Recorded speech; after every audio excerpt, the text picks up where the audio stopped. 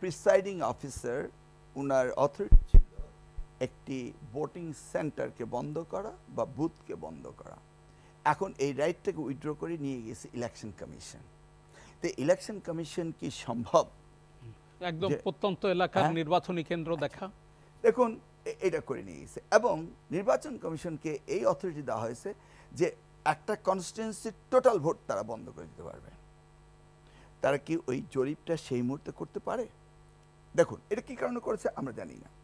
Reporter allowed, তারা যাবে vote কেন্দ্রে।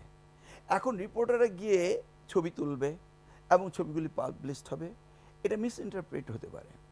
ধরুন সুন্দরবনে যদি এখন মোবাইল নেটওয়ার্ক থাকে, ডাকাত কিন্তু বন পুলিশকে তাড়া করবে, দেখবে বন পুলিশ আসছে, কারণ মোবাইল দিয়ে বলবে যে ওখানে বন পুলিশ তোরা সরে যা। সেই জন্য কিন্তু সেখানে নেটওয়ার্ক জ্যাম থাকে। অর্থাৎ ইলেকশন দিকে নেটওয়ার্ক জ্যাম রাখতে হবে যেন এই ধরনের কোনো কিছু না হয়। সেই জায়গায় ওনারা বললেন রিপোর্টারও পর্যন্ত যেতে পারবে ভোটিং বুথে। এটা আফটার ইলেকশন বলতে পারতো, কাউন্টিংয়ের সময় বলতে পারতো। দেখুন যারা ইলেকশন করাবে তারা কোনো কাউন্টেবিলিটি নাই, অ্যাকাউন্টেবিলিটি নাই। সেই জন্যই তো এটিএম শামসুল হুদা, নুরুল হুদা বা হাবিবুল আওয়াল, তাদের অ্যাকাউন্টেবিলিটি ছিল না বলেই তো তারা যা ইচ্ছে তাই বলেছে। সর্বকালের শ্রেষ্ঠ নির্বাচন হয়েছে, কত কি বলেছে না। তাহলে এই নির্বাচন কমিশন যারা আসবেন তারা সাংবিধানিক পজিশন বলে তাদের কি কোনো বিচার আদালত হবে না? এই যে আমাকে 2008 সালে ইলেকশনে পরাজিত করা হলো, হাইকোর্টে রায় পেলাম, রায় পাওয়ার পরে এটিএম শামসুল হুদা, এই যে ব্রিগেডিয়ার জেনারেল শাখাওয়াত হোসেন, ওনাদের কমিশন, তারা করলো কি একটি চিঠি দিল। সেই চিঠিটা জয়েন্ট সেক্রেটারি দ্বারা পাঠানো হলো। নিয়ম হলো সেক্রেটারি পাঠাবে। জয়েন্ট সেক্রেটারি কেন চিঠি দিল? শামসুদ্দিন চৌধুরী মানিকের কাছে গিয়ে এটা স্টে অর্ডার দিয়ে 5 বছর থেকে গেল। ইউ সি কিভাবে তারা কারাপশন করছে। মহিউদ্দিন খান আলমগীর, মহিউদ্দিন খান আলমগীর উনি টিকে গেলেন 5 বছর, মন্ত্রীও থাকলেন। কিন্তু ওই যে হাইকোর্টের চিঠিকে ম্যানিপুলেট করার জন্য মহিউদ্দিন খান আলমগীর নির্বাচন কমিশন এবং সচিবকে দিয়ে না করে জয়েন্ট সেক্রেটারিকে দিয়ে করালেন।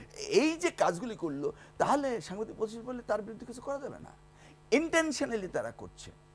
আসুন উনি যে কথাগুলি বলছে 31 দফা, আমরা 31 দফা দিয়েছি 2023 সালের 13 ফেব্রুয়ারি।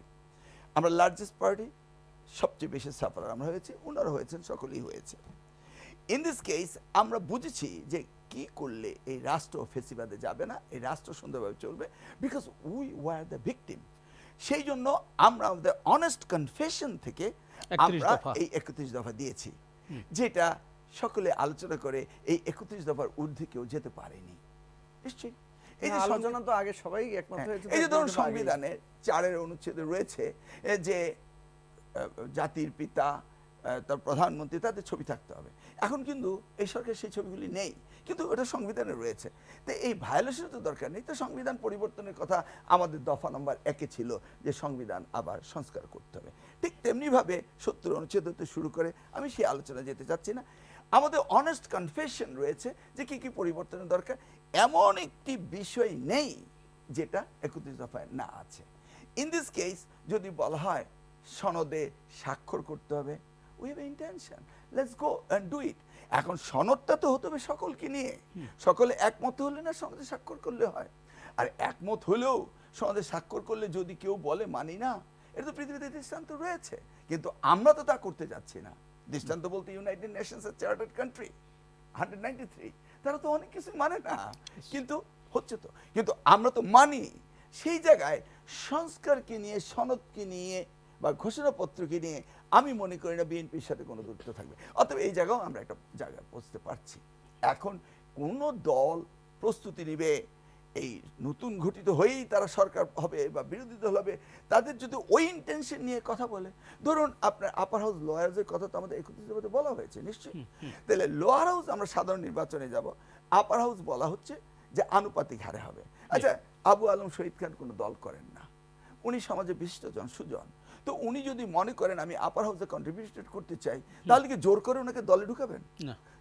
এই কোন জায়গার সংবিধান?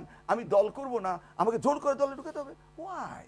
আমি একজন বিশিষ্টজন, আমি নির্বাচন করবো আপার হাউসে, এবং সেখানে আমি নির্বাচিত হতেও পারি।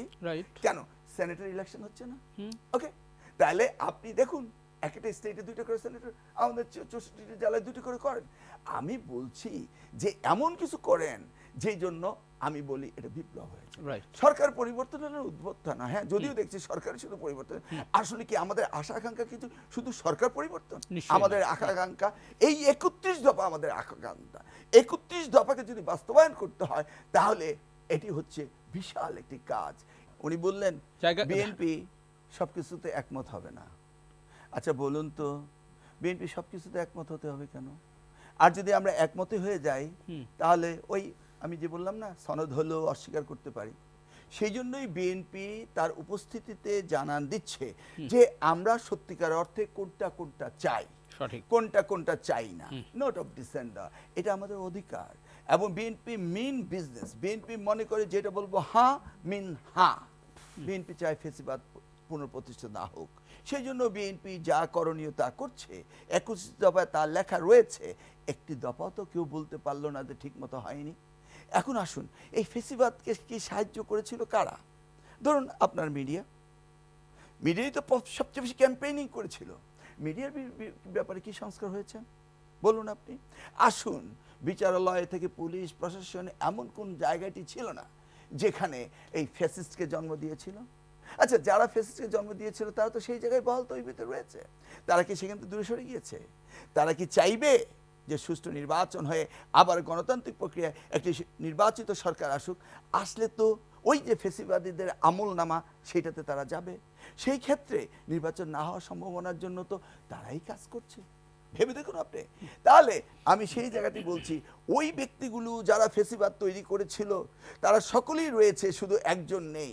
তো তারা যদি সকলে সচেষ্ট থাকে তাহলে তো হতেই পারে আবার 111। আবার 111 যে প্রেক্ষাপট সেটা দেখুন, যে 2006 সালের নির্বাচনের প্রাক্কালে 22 জানুয়ারি নির্বাচন হবে। সকল দল নমিনেশন পেপার জমা দিল এবং একত্রিত হয়ে আওয়ামী লীগ এবং অন্যরা উইথড্র করে নিয়ে গেল এবং একক দল বিএনপি রয়ে গেল মাঠে। আওয়ামী লীগ নির্বাচন থেকে যখন চলে গেল তখন এককভাবে নির্বাচন হতে পারে না। তো প্লটটা কে ক্রিয়েট করলো? আওয়ামী লীগ ক্রিয়েট করেছে, তারপর আর্মি পেনিট্রেট করেছে। এখন আসুন, আজকে যেই দলগুলো নির্বাচন করবে তার মধ্যে যারা সত্যিকার অর্থে এই বিপ্লবের সাথে সবচেয়ে বেশি জড়িত ছিল, যারাই সরকারে রয়েছে, তারাই তো বলছে 111-এর সম্ভাবনা। কে বলছে? একজন উপদেষ্টা বলছেন না তিনি? তাহলে তারাই আবার বলছে সকল সংস্কার না হলে নির্বাচনে যাওয়া যাবে না। তাহলে দেখুন, ক্রোনোলজিক্যালি যদি আপনি কথাগুলো স্টেপ বাই স্টেপ আনেন তাহলে যারা দায়িত্বে রয়েছে, যারা নির্বাচন ভণ্ডুল করতে চাচ্ছে, এবং নির্বাচন ভণ্ডুল করলে তখন ওই শামওয়াজ্জামের মতো কথা বলে ক্ষমতা কি 0 পয়েন্টে রেখে আসবো, তখন ডক্টর ইউনূস কি করবেন? দেশ কোন পথে যাবে? এখনই দেখুন না, লক্ষ লক্ষ পাথর চুরি হয়ে যায়, কেউ কথা বলছে না, দিবালোকে সকল চোখ বন্ধ করে রয়েছে, কাকের বাসায় কোকিলের ডিমের মতো। এমন একটি প্রেক্ষাপটে তো মানুষ, তাদের তো চোখ কান নাক খোলা রয়েছে, তারা তো ভাববেই নির্বাচন না হতে পারে। তাহলে সরকারি দলের লোকজনরাই যদি 111-এর সম্ভাবনা দেখছি, আবার তারাই বলছে আমরা নির্বাচন বয়কট করব, যাব না, তাহলে কি আমরা ভাবতে পারি না? সেই জন্য আমরা মনে করি ডক্টর ইউনূস সাহেব কি পদক্ষেপ নেবেন, ওনার দিকে তাকিয়ে আছি। তার মধ্যে মঞ্জু ভাই বললেন কিছু কিছু উপদেষ্টা সৎ, কিছু কিছু সৎ নয়। তাহলে কি একই তো কথা? এই যে মিডিয়াতে যেভাবে যে কোনো খুঁটিনাটি বিষয় নিয়ে যেভাবে কাদা ছিটাছিটি হচ্ছে, এগুলো কি জাতি কখনো কাম্য করেছিল? নিশ্চয়ই নয়। তাহলে আর দেখুন, বারবার অভ্যুত্থান বলছেন, তার মানে এক সরকার গিয়েছে আর সরকার আসছে। এই সৎ আর অসৎ মানে এর একটা মানে সমাধান হওয়া তো জরুরি। অফকোর্স, সেই জন্যই তো বলছি কি পরিবর্তন আমরা পেয়েছি? আমরা তো কোনো পরিবর্তন পাইনি। ডক্টর ইউনূস সাহেব এসছেন, আমরা তো ভেবেছিলাম কিছু একটা হবে। কোন জায়গাটি দেখতে পেয়েছেন আপনার পরিবর্তন হয়েছে? শেষকালে ভেবেছিলাম একটি শিক্ষা কমিশন করবে, পার্মানেন্ট শিক্ষা কমিশন করবে, এতটুকু ভেবেছিলাম যে ট্যালেন্ট পোল করে সুশিক্ষিত উচ্চশিক্ষিতদেরকে বিদেশে স্কলারশিপ দিয়ে পাঠিয়ে দেবে। আজকে মালয়েশিয়া গিয়ে উনি কত রেড কার্পেট রিসেপশন পাচ্ছেন। উনি কি দেখেন নেই Mahathir bin Mohamad? He spend millions of dollar to send his student abroad and make them educated and brought them back home to build the nation. আমরা কি সেটাও করেছি? আমরা তো সেটাও করিনি। শিক্ষা হতে শুরু করে এই তো উপদেষ্টা রুমে গেলে পরীক্ষা না দিয়ে চলে। শিক্ষার বিষয়ে অতি সম্প্রতি একটা বিষয় আমাদের দৃষ্টিতে এসছে, ইংরেজি মাধ্যমের যে শিক্ষা, সেই শিক্ষার ক্ষেত্রে অতিরিক্ত কর নেবার একটা প্রক্রিয়া চালু হয়েছে। এটা কি হওয়া উচিত? কি বলবেন? নিশ্চয়ই না, কিন্তু এগুলি লাগাম টেনে ধরবে কারা? সরকার। সে কি ধরছে? প্রত্যাশা ছিল তো এই সরকার ধরবে, কিন্তু আমার তো দেখা গেল প্রত্যাশা- গড্ডালিকা প্রবাহে গা ভাসানোর মতো একই কথা। সেই আগের মতো বাজেট, সেই সুবিশাল বাজেট ক্রমাগত বড় হয়, 7,000 কোটি টাকা মাত্র কমিয়ে বলল যে অনেক কিছু কমিয়েছে, অথচ বাজেট 7,90,000 কোটি টাকার করা হয়েছে। মানুষের প্রত্যাশা ছিল আগে লুটপাটের বাজেট। কি বলবেন আপনি? হ্যাঁ, ধরুন এবার পরীক্ষায় 50% ফেল করেছে। এই যে প্রাইমারি স্কুল থেকে সেকেন্ডারি, সেকেন্ডারি থেকে হায়ার সেকেন্ডারিতে টার্সিয়ারি, আপনি শুধু একটা পরিসংখ্যান নেন, কতজন অ্যাডমিশন নিচ্ছে, কতজন পাস করে আসছে, কতজন পরীক্ষা দিচ্ছে, কতজন ফেল করছে। এই সরকার কি এমন কোনো উদ্যোগ নিয়েছে যে একটি কর্মক্ষম জাতি তৈরি করার জন্য এই যে সেকেন্ডারি লেভেলে ড্রপ আউট, তাদের কর্মসংস্থান, হায়ার সেকেন্ডারি, টার্সিয়ারি, কোনো প্রগ্রেসই নেই, কোনো চিন্তা নেই, ভাবনা নেই ভবিষ্যৎ বাংলাদেশের জন্য। উনি বললেন এই সরকারের এত বেশি দায়িত্ব, তারা এই অল্প সময়ে এত কিছু করছেন, যেটা ডিউটি না, চার্টার না, সেটার বাইরেও চলে গেছেন। আর এত সুন্দরভাবে রাষ্ট্র চালার জন্য একজনকে 3, 4, 5টা মিনিস্ট্রি দিয়ে দিয়েছেন। এটা কেমন হলো? আপনি যখন দেখলেন কাজের লোড বেশি, তখন আপনি উপদেশে বাড়িয়ে দেন।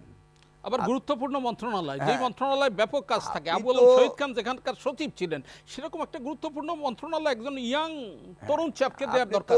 এত বেশি আউটসাইড থেকে ইম্পোর্ট শুরু করে দিয়েছেন, উপদেষ্টা আপনি বিদেশ থেকে ইম্পোর্ট করে নিয়ে আসছেন। ওই যে আইসিটি মন্ত্রণালয় ফয়েজ তৈবের উনার উপদেষ্টা ওই নোকিয়া কোম্পানি ফিনল্যান্ডে চাকরি করতো, সে আসতো, সে আবার আমাদের এখানে এক ক্যান্ডিডেটের ছোট ভাই, সে আবার এসপিকে ওই উপদেষ্টা দিয়ে থ্রেট করে। এখন নৈতিক অনৈতিক কত কাজ শুরু হয়ে গিয়েছে। তো এত উপদেষ্টা বাইরে থেকে এনে হাবুডুবু খাবেন কেন? ওরা তো প্ল্যান করে আসছেন, দে আর ক্যাপেবল, দে নোজ কি করতে হবে না করতে হবে। এখন আপনি বলবেন যে আমাদের এত বেশি কাজ আমরা করতে পারছি না, আপনি দায়িত্ব নিতে গেলেন কেন? আপনাকে জোর করে দেওয়া হয়েছে? আপনারা অতি উৎসাহিত হয়ে গিয়েছেন, আপনারা কমিটমেন্ট করেছেন যে আপনার দেশকে একটা পরিবর্তন আনবেন। তাহলে আপনি পরিবর্তন আনবেন বলে গিয়ে আপনি করতে পারছেন না, তার দায়িত্ব কি জনগণ নেবে? জনগণ আত্মহুতি দিয়ে দেশকে স্বাধীন করে দিয়েছে, এবং ওনাদের উপরে তো কোনো চাপ ছিল না, কেউ তো চাপ করেনি, না ইন্টারন্যাশনালি না domestically, everything is in your hand. তা ওনারা করতে পারছেন না, সেই লাইবিলিটিস কি জনগণ নেবে নাকি? নিশ্চয়ই না, ওনাদের করতে হবে। আবার হঠাৎ করে রাগ করে যদি চটে গিয়ে আজকে আবার দায়িত্ব ছেড়ে চলে যান, তাহলে কি হবে? এটা ভাবতে হবে। কথা বলার সময় আমাদের সংযতভাবে বলতে হবে, কারণ ওরা তো মাঝে মাঝে রাগ করে বসেন। আমি ভাবতেও পারি না যে এই ধরনের ঘটনা বাংলাদেশে ঘটতে পারে। এই উপদেষ্টারা তারা তাদের কাজে যদি অনভিজ্ঞ হয়ে থাকে, তাদের যদি কোনো প্ল্যান না থাকে, তাহলে তারা কি দায়িত্ব নিলেন কেন? হু আস্কড দেম? আমরা কি ওদেরকে ব্যাক করেছিলাম? নো, ব্যাক করেছি ডক্টর ইউনূসকে। ব্যাক করেছিলেন ওরা যখন আন্দোলন করছে, তখন পেছন থেকে গোপনে ওদেরকে ব্যাক করেছি আমরা ডক্টর ইউনূসকে, বিকজ তার মতে তো Nobel laureate head of the team আমাদের প্রয়োজন ছিল, no matter good or bad. আমি রাইট? এটা দরকার ছিল সেই সময়, and we did it. Further যেগুলি নিয়েছেন উনার পছন্দের মতো, বা উনাদের সঙ্গী সাথী যে যেখানে পছন্দ হয়েছে তাকে নিয়েছে, তো পছন্দের লোক নিতেন, নিয়ে রাষ্ট্র পরিচালনা করতেন। এখন রাষ্ট্র যেই জায়গায় থাকবে সেই জায়গায় না থেকে আপনারা আরো জঞ্জালের মধ্যে ফেলে দিয়ে চলে যাচ্ছেন। এই যে উপদেষ্টাদের বিরুদ্ধে মন্তব্য করছে, এক বর্তমান উপদেষ্টা আরেক উপদেষ্টার বিরুদ্ধে ফেসবুকে মন্তব্য করেনি? হ্যাঁ, ভেরিফাইড ফেসবুকে বলছেন না কেন? তারাই তো তাদের কথা বলছে, আমরা বলতে যাব কেন? মিডিয়াকে দোষবো কেন? তো এই সমস্ত বিষয়গুলো ফেসবুকে, ভেরিফাইড ফেসবুকে দিয়ে রাষ্ট্র চলে না। আমরা এটা কখনো জানতাম না। হ্যাঁ, ট্রাম্প টুইট করে, তার টুইটারে এক সেন্টেন্স, ওনার যা হবে না হবে একবার বলেন রাষ্ট্রপতি নিজের পদে স্খলন করেছেন। আপনি যদি দায়িত্ব থেকে বলেন রাষ্ট্রপতি তার নিজের পদ নিজে স্খলন করেছেন, তাহলে আপনার ডিউটি কি? ওটাকে বের করে দেওয়া। আপনি কি পারবেন? পারেন না। তাহলে এই ধরনের ফেসবুক স্ট্যাটাস দেন কেন? মানে ফ্যাশন, এই ফ্যাশন দিয়ে অ্যাডমিনিস্ট্রেশন চলে না। তাদের টাফনেস থাকতে হবে, এবং অ্যাডমিনিস্ট্রেটিভ ক্যাপাসিটি থাকতে হবে, এবং ডিসাইসিভ থাকতে হবে, প্রিসাইজলি কাজ করতে হবে। ওনাদের কথা কেউ শুনেন নাকি? কেউ শুনেন না। আপনি বলছেন লটারি করে আপনি এসপি নিয়োগ দেন। ভাই, ঢাকা ডিভিশনের এসপি আর ওই চাঁপাইনবাবগঞ্জের এসপি কি সমান হলো? ওনার 2টি উপজেলা, কেউ 6টি উপজেলা, কেউ 8টি উপজেলা, ময়মনসিংহ, টাঙ্গাইল, বড় বড় জেলা, কুমিল্লা। তা আপনি লটারি করবেন? আপনি কে কতটুকু পারদর্শী সেটা চিন্তা করতে, যোগ্যতার ভিত্তিতে, যোগ্যতার ভিত্তিতে, দক্ষতার ভিত্তিতে। আপনি তাদের ক্রেডেনশিয়াল না দেখেই আপনারা মন্তব্য করছেন যে না আমরা এবার লটারি করব। তাহলে আমাদের এমপি শিপরা লটারি করেই পাস করিয়ে দেন না। তাহলে দেখবো আমরা ভাগ্যে, আমরা মাজারে গিয়ে ফকিরের কাছে টাকা দিয়ে আসবো। ওই নিউ মার্কেটে টিয়া পাখি লটারি নিয়ে বসে থাকে না, তো ওই লটারি দিয়ে আমাদেরকে পাস করিয়ে দেন। এগুলি খেলো কথা বললে হবে না, তাদের রেসপন্সিবিলিটি রয়েছে সুষ্ঠুভাবে সবকিছু কারো বিরুদ্ধে তাদের করতে হবে। কারো অভিযোগ বিরুদ্ধে হলে কোনো অভিযোগ আসলে সেটি খতিয়ে অভিযোগ দেখা। আসলে ইনস্ট্যান্টলি তদন্ত করতে হবে এবং তদন্ত মোতাবেক তাদেরকে ব্যবস্থা নিতে হবে। এর কোনো বিকল্প নাই। দুদক রয়েছে না, তাহলে অসুবিধাটা কি? আপনি তদন্ত করছেন না কেন? এই যে একটি অভিযোগ করা হলো 8 জনের বিরুদ্ধে, তাহলে 8 জনের বিরুদ্ধে অভিযোগ করেছে ইমিডিয়েটলি আপনি তাকে বলেন সাবমিট দা পেপার, সে তো সাবমিট করার জন্য, সে তো বলেছে প্রয়োজন আমি দেবো, তো নিশ্চয়ই চাইতে পারে, চাইলেই উনি দিবেন, দিলে পরেই তো ওনারা এগোতে পারেন। তো ওনারা চুপ করে বুকে কুলুপ দিয়ে বসে থাকলে তো হবে না। আমরা চাই রাষ্ট্র সঠিকভাবে পরিচালনা হোক, আমরা চাই তারা এমন ইনস্টেন্স করে যান, যেটা মঞ্জু সাহেব বললেন যে আগামী দিনে সরকার আসলে আমরা বুঝবো। আরে ভাই, যে ইনস্টেন্স তারা করে যাচ্ছে, আগামী সরকারের কথা বলেই তো লাভ নেই। ওনারা ইনস্টেন্স করে যাবে, ওনাদের কোনো বার্ডেন নেই, কোনো প্রেশার নেই, ওনারা হচ্ছেন জনগণ ওনাদেরকে স্বীকৃতি দিয়েছে।